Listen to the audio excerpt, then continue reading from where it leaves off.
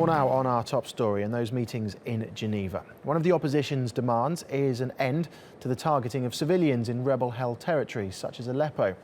Well, Rami Jarrah is an independent journalist with Anna Press. His reports from the besieged city documented the civilian impact of Russian and regime airstrikes as recently as 2 weeks ago.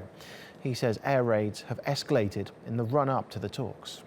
The situation is very dire, especially that these attacks have intensified, and we're talking about Russian and Syrian airstrikes on civilian populated areas of the city. Many of the roads are cut off, many resources are no longer reaching central Aleppo in particular.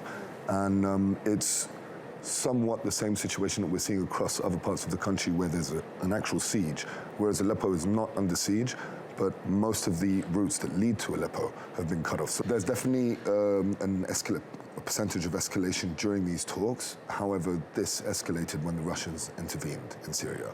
And it's a very obvious attempt to totally annihilate any opposition to Bashar al-Assad, and that does not mean the Islamic State. The areas that we're talking about do not see any signs of the group known as the Islamic State. The whole time I was there, the attacks were only targeting civilian populated areas. And this was something myself or any journalist would want to know if they went to any area.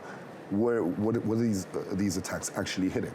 And there wasn't one case where we found that there was a military group or a depot or a checkpoint even that was targeted.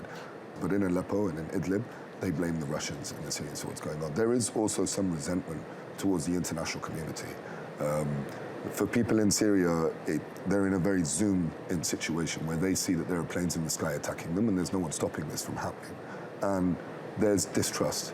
They feel disconnected from the rest of the world, that what's happening here is different to what's being told on TV. And that very much is the situation.